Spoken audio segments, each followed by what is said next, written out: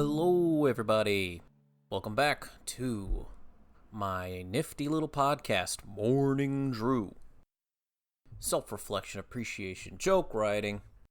It's me, Andrew, or Tank. Welcome back. Did you miss me? I missed me. Hey. So yeah, I'm back. I took last week off, as one may have noticed. Things have been a little wet and wild here in the city of angels, Shaboy. Oh, lovely. I guess just a heads up for this installment of the podcast. It is quite hot, not just here in the city of angels, Los Angeles, but in the world. Summer is upon us, and there's a big heat wave going on, and so as to prevent boiling alive in my own apartment here, excuse me, I'm leaving the AC running. Normally I would turn it off and just weather the storm, so to speak. But I also have a funny little cat, and I don't want him to get too hot, because he can't sweat. So the AC's running. You'll probably hear it turn on occasionally, just, It is what it is. So I apologize. But yeah, good to be back. Like I said, I took some time off. Just a week. I don't know. I've been kind of not feeling great lately, mental health-wise. So I'm not going to get into the dirty details, but I'm out here doing my best, trying to be the best version of myself I can be. And sometimes that means recognizing when you don't have it in you and you need to rest. Not just your body, but your mind. So that's what I did last week. But I'm back. I don't see any reason why I would skip any of the coming weeks, but we're going to play it by ear. I don't claim to be perfect. I know I've mentioned a few times that I'm going to try really hard to not skip at all, because I understand the importance of momentum and determination and consistency. But I'm also just a girl in the world. But we're here now, so let's just enjoy the time we have together while we have it. Thank you for choosing morning. Thank you for droozing morning chews. What have I been up to? Stuff. The restaurant's back in full swing. I mean, as many of you may have seen in the headlines, the state of California, as of a couple of days ago, is back in full swing. 100% capacity everywhere. No distancing, no nothing. If you want to fuck your maitre d', then use your standard means of protection. You don't have to wear a mask. It's no matter what type of retail or grunt work a person works in, I think it's a common theme that managers or schedule makers or other people in positions of low tier authority just don't. Well, they are also just humans and people, so cut them some slack. But I think it's a stereotype that they tend to be dumb and bad at it. That is not what I necessarily have to say about those folks in my life at my job, but they did kind of botch it this time. And so I'm working my stupid fucking ass off at the restaurant because they either didn't staff properly or something. I don't know exactly what's going on behind the scenes, but whatever it is, it ain't right, because otherwise I wouldn't be sweating like this. But I did take some time off a couple weeks ago to visit family. That was nice. It's always good to see the fam. It's also always nice to see the fellas, to see the ladies, the homies. I got a little more drunk than I anticipated. I'm sure I behaved myself fine, but I always have a little bit of regret when things like that happen. I enjoyed myself, and I'm sure everyone else enjoyed themselves too. I certainly paid the price that morning, and it definitely snowballed into things not running as smoothly throughout the rest of the trip. But we made the best of it, and so it was still nice. The night before we were supposed to leave for the big trip, the roof of my apartment sprung a leak.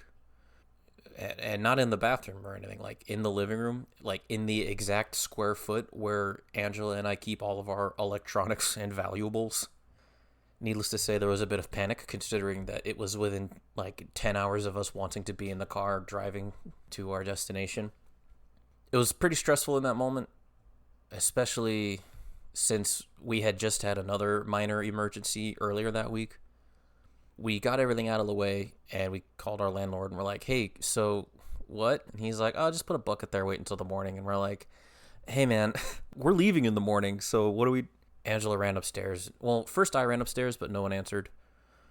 And then a few minutes later, Angela ran upstairs, and I guess maybe our landlord had reached out to them, because that time they did answer the door, and they were very sheepish and scared and thought we were going to be mad at them, because apparently they spilled a big bucket of water on the ground, and that water was seeping through their floor and through our roof and dripping on all of our vulnerable valuables.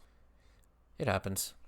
It was annoying, but knowing there was a finite amount of liquid and not just a burst pipe kind of made things easier. And eventually the leaking did stop and it was fine. But it definitely was like, not a bad omen, but definitely was like, should we leave? Like, it was definitely something that weighed on the back of my head. And also, it doesn't help that this was the first time I ever left my cat for more than like one night. And I'm fortunate that I had a work friend willing to pay him a couple visits a day. And also, we acquired a cat feeder for him.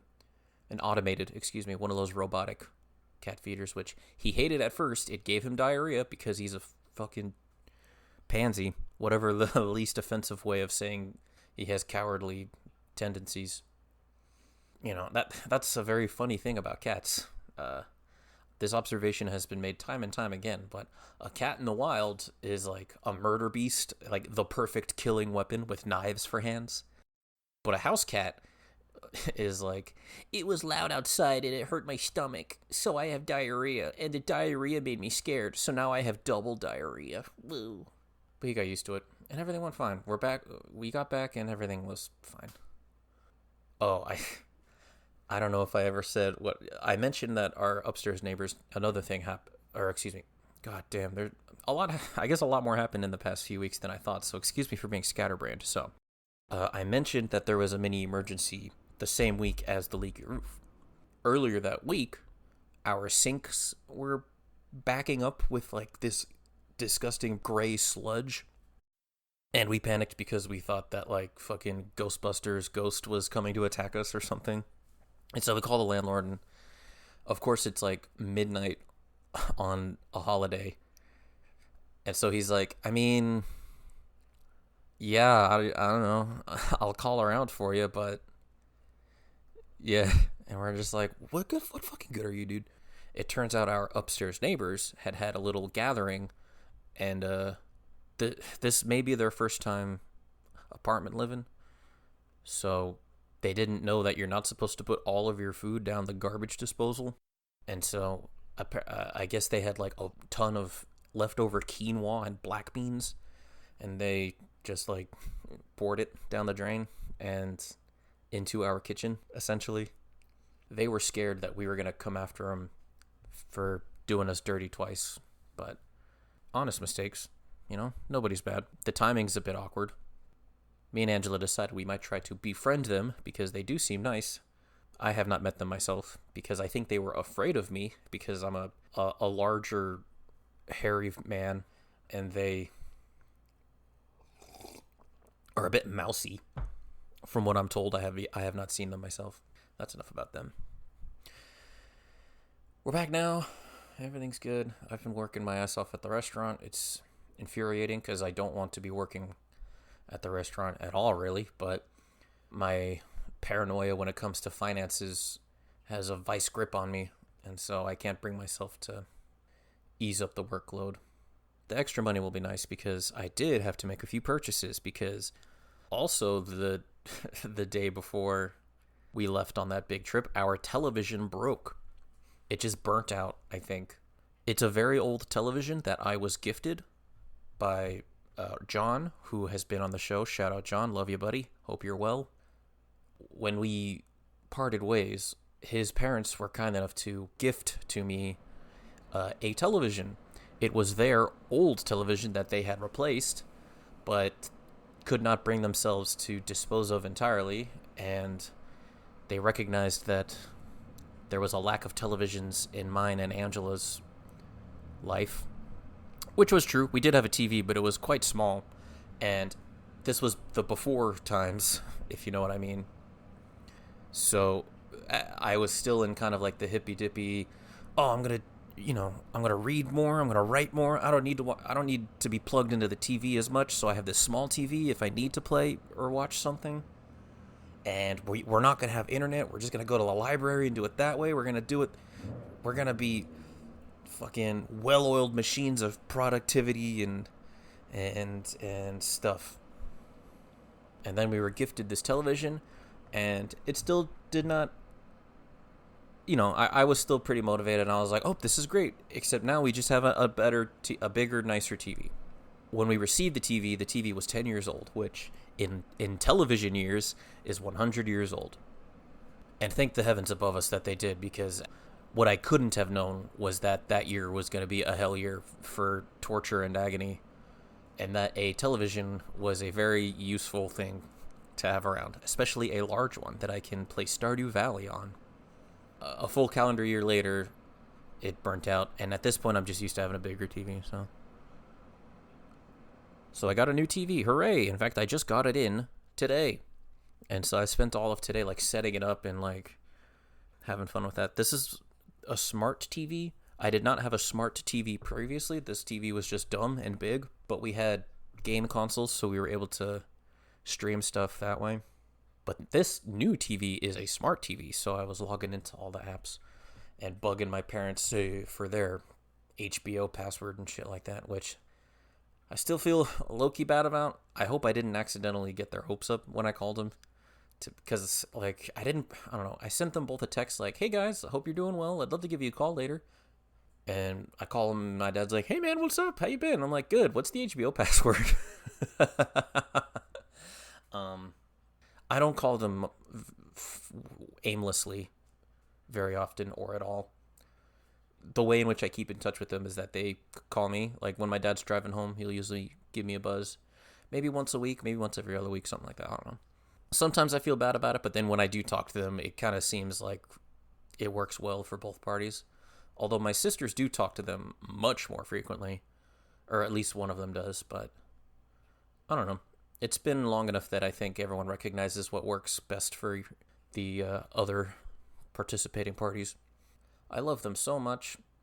Let's not forget that. Let's not mistake that at any point. Each person in my family takes responsibility for like a certain streaming platform. Like, I started it off because I'm the one who got our Netflix originally, because I wanted to watch the X-Files, because in book 6 of Scott Pilgrim, Ramona says that she went to her dad's cabin and watched all of the X-Files, and I was so in love with her that I was like, I should watch every episode of the X-Files. Since then, my one sister got a Hulu, and then when Spotify came out, somebody got a family Spotify membership for everyone to use, and then I think someone got a Disney Plus, and then someone else got another thing, and then it just worked out that like we all share those respective accounts, and like everyone just pays for one of them, and it comes out to be about the same price. I'm not the best at keeping in touch with people, and so it is low-key awkward opening up the text messaging app and being like, "Hey, what's the password?" and seeing that every conversation we've had for the past several years has either been "Happy birthday" or "What's the password to Netflix?"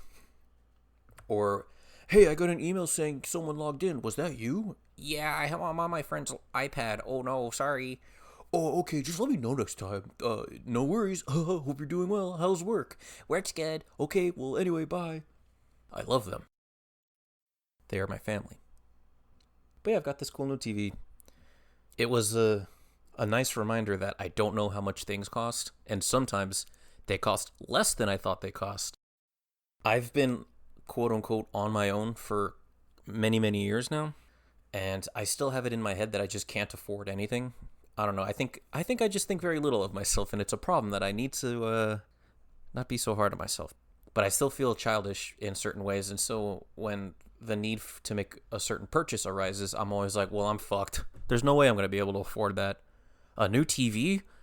God, a new TV's got to be like $1,500 at least. And I look, and this one was at Costco for like $400, and I was like, what the fuck? I could have just been buying TVs this whole time. I could have afforded a TV at any point. Like I could have bought a bunch of TVs to use as a bed frame and like probably paid about the same amount of money and then just had some TVs that I could listen to while I slept. That keeps happening. Same with like a refrigerator. You could get a refrigerator for like $300 or like $350 or something. I was like, that's impossible. How? There are nicer ones available for the prices that I have in my head, and they probably are worth it. You get what you pay for after all. But for a person that's living within their means, it's like, yeah, you could just go get one. And not only that, in a lot of cases, they will deliver it to you for free. Because that's another thing that was stressing me out about a television purchase was how the fuck am I going to get it here? But no, Costco just sent it to me. And the guys who brought it here were really nice, and they complimented my espresso machine. I set up my espresso machine, by the way. It's fucking rules. I will make you a latte tomorrow. Just come over. Just ask me. I'll make it for you, bro. It'll be so good. And we'll watch Disney Plus together. But the issue with acquiring a new television is figuring out how to get rid of the old broken television. I sent an email to eWaste, US or SoCal or something like that. And they emailed me back like, hey, dude, we'll reach out to you. Thanks for choosing eWaste, US, SoCal, or something. And I haven't heard back from them. Like, I emailed them a week before I received this TV, thinking that I would not have to have two TVs in my house at the same time, but now they're here.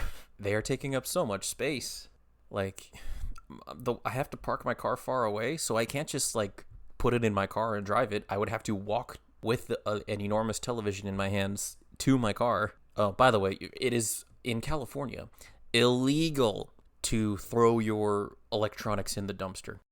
I don't know what the fine is or what the stakes are, but it is the law to not do that. You must recycle them or something like that. I don't exactly know, but there are resources available, and they're supposed to be, if it's big and cumbersome, come pick them up for you. And so that's what I did. I was like, can you get my TV for me? And they're like, thanks for choosing blah, blah, blah. We'll reach out to you this coming week. And then they just haven't. I'm going to have to figure that out. But until then, if anyone wants a broken TV that does not work for target practice with their paintball gun or something, holla at your boy. I got my espresso machine, as I mentioned. It's pretty awesome. Like I said, I spent a pretty penny on it, but there is one feature that I spent a couple extra bucks to have because I thought it would come in good handy. The feature is low power mode or economy mode or whatever. In the version that does not have it, the version of the machine, I should say, the machine just stays on until you flick the switch telling it to not be on anymore. And the machine runs quite hot. So that's kind of dangerous if you ask me, especially since I have a small cat who is so curious and loves to climb around and be funny. So when I saw that there was a version that you can upgrade to that has a low power mode where after 90 minutes it kind of simmers down, I was like, oh, that's perfect. Because another downside to this machine is it takes like half an hour to warm up sufficiently. And so if you turn it off and let it cool down, and then a few hours later decide you'd like a drink, you have to wait another half hour from that point for the thing to turn on. So I figured, oh, if it's in low power mode, then if I turn it on, there's no way it's going to take a full half hour to warm up again because it's still going to be on, just low power. That was flawed logic because the other day I had it in low power mode and I thought to myself, oh, you know what I could use is a cup of joe, a nice strong espresso. And I take it out of low power mode and yeah, it takes another fucking 30 minutes to warm up. And I was like, what the fuck is the point? Like, I should have just turned the machine off. Why did I spend extra money for this feature that is useless? I still probably would have gotten this upgraded version of the machine because it's prettier to look at. It has black sides instead of stainless steel, so it's fucking sick. It's just murdered out, dude. Stainless steel stuff is great, but, like, I just have super oily hands, apparently, because everything I touch just gets so smudged up and fingerprinty and gross. If I ever murder a guy, just come, like, help yourself. There's fingerprints all over this place. Come find me, dude. Oh, yeah, that's another thing that sucks is the website I got it from gives buyers a free little gift bag that's worth like a couple $100, so it's kind of worth it. I should just tell you, SeattleCoffeeGear.com. Check them out. So many cool machines. One of the goodies they include in the bag is a much nicer tamper than what comes with the machine. The one that comes with this machine is actually quite nice, but they just include a slightly better one. And in the preview, it looks nicer. Like, it has a black handle, which I was drawn to. I was like, let's fucking go, because the one included with the machine was aluminum all around. But then in the fine print, they're like, oh, by the way, the thing you receive might be different because we literally just grab whatever thing is closest to us. And sure enough, the one they sent me was a stainless steel handle. So I was like, man. And I still use it because it's much nicer. It's slightly heavier and slightly wider. So it's easier to press down, and it also covers more ground so that coffee grounds don't peek up from the side and like spill out or whatever. But I wanted it to be black because like I specifically wanted it to hide the fingerprints. I got what I got, and I love it. Like I said, come on over, dudes. And then the grinder I got, the popular coffee YouTube man, James Hoffman, finally released his review because that other coffee grinder I had my eye on, the Niche, is developing a bit of a bad rap because of how difficult it is to get your hands on them for no reason at all. There are reasons, but they're difficult to excuse. And his review is basically, yeah, it makes really good coffee. It's not as smooth to use. Part of what makes the Niche nice is that, like, you don't even really notice it's there. Like, you just put coffee in it and grind it, and it does exactly what you want it to do, and the coffee comes out good. Whereas with this one, you gotta punch the funny button, and you gotta wiggle it around, and you gotta do this, and you gotta do that, and the coffee comes out real good. But me personally, I love punching the funny button. It's very fun to me. So I was like, fuck yeah, dude. So my coffee setup is killing it right now. So that's exciting for me. I'm happy. I love that for me, I think is what people are saying. I got chicken wings for dinner last night with Angela from Wingstop. They are usually quite reliable in that they usually have nice crispy wings. But for whatever reason, the wings I received last night were squishy and horrible. They were the worst wings I've ever gotten from Wingstop, and I was devastated. I like a crisp wing, but these ones were not crisp. And I was shaken. Not stirred. Shaken. So it has really had a huge impact on where I place Wingstop. The whole reason I have them above Buffalo Wild Wings is because Buffalo Wild Wings sometimes also gives me squishy wings, which I don't like. And now Wingstop's giving me squishy wings? Unacceptable. So just look out, folks. Wingstop's out here giving squishy wings, so just bear that in mind when you're making your wing selection. There was not, ironically, there was not as much meat on that bone as a topic as I thought there would be. We're schmoving. There's been an ad on YouTube recently where a girl goes, stop using, or what does she say? She says, stop making lattes using espresso. And I think it's an ad for like a knockoff Keurig that specifically makes lattes. But that is an example of something that infuriates me, which is when companies or entities change the definition of something that already is well established so that it can suit what they're trying to sell, or just so that they can, like, god damn it, I think you know what I'm saying. Like, this company was like, don't make a latte with espresso, make it with this. And I'm like, that's what a latte is. It's espresso and milk. It'd be like if you're like, don't make cheeseburgers with with burgers. Use a fucking leather boot instead. I don't know. It's like, well, then that's not a burger. You can't just change what burgers are. The other example of that I have is one of the coffee toys I have, the Chemex. It's basically a big beaker, except you can put a filter on top of it and make pour-over coffee in it. It's been around for a long time. People seem to really like it. I think it's fine. I haven't had the best luck, but also I probably just haven't been doing it right. I don't know. Like, the more and more I learn about coffee as a hobby, the more I realize how important it is to buy all the stupid toys and like pay attention to like timers and stuff. It's pretty obnoxious. With espresso, it's worth it because to me, espresso is just so delicious. But with pour over coffee, the only real difference it makes is like clarity and like smooth. I don't know. There are certain elements of it that make it good that for me just like aren't that much better than bad coffee, if that makes sense. Where I'm like, yeah, this coffee like feels lighter on the palate and is much cleaner feeling and tasting. But I don't know. It's kind of boring otherwise. And that could be my own fault for just preparing it wrong. For all I know, if I make a good pour over, it'll come out amazing. But with espresso, like a good espresso versus a bad espresso for me is like worth getting a timer and a scale for. But I digress. The Chemex, the one I purchased, claims to hold 8 cups of liquid. And so I was using it as a way of measuring things. And I was always so surprised at how not 8 cups it held liquid.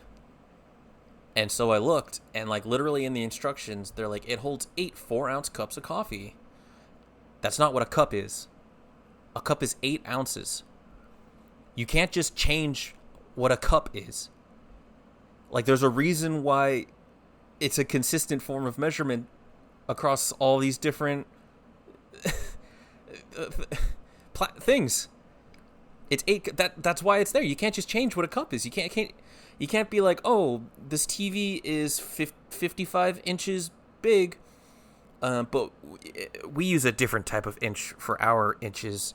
Our inches are actually technically half an inch, but for our purposes, we say that an inch is this much. So, and it's like, you can't just change that just so you can tell me a different number. You have to be honest with me. You can't just say 8 cups and then tell me that the cup is smaller. It's 4 cups. Just say 4 cups. But they don't want to. So, I'm coming after them, goddammit. You better watch your ass, Chemex. I'm coming for it. I'm gonna fuck it. I'm gonna fuck your ass. Don't threaten us with a good time. Yeah, I've not been doing much joke writing lately. I've been depressed. I'm sure you all can relate. People get depressed sometimes, right? Peaks and valleys, ups and downs. At the beginning of this year, I was a well-oiled machine. I was writing like a motherfucker. And then, I'm in a bit of a valley right now. It's really hot. I'm working a lot. There's just a lot going on, and just in not just my life, but just in general.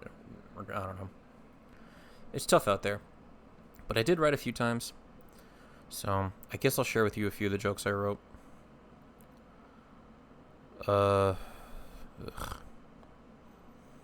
So, man, I don't know if I even want to say this joke. The joke, like, the idea is that, like, people are talking about what their favorite band is, and instead of saying a music band, I say, like, a wedding ring. Like,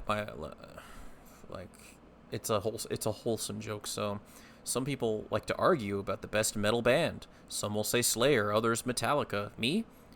Well, I say the best metal band is the one I put on my wife's hand. Well, will you marry me, Peggy Sue? It's cute, and I think it's clever. But I am just so tired.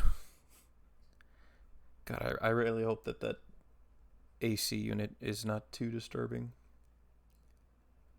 It is making me so much more comfortable, so I hope you people can forgive it for being a little noisy, because it's really making my life so much better. Man, fuck these jokes. That's the only joke I'm going to tell. The joke writing club that I am a part of has kind of pumped the brakes a little bit, so they're not doing live streams every morning anymore, because the host is trying to pursue a career in stand-up comedy, believe it or not.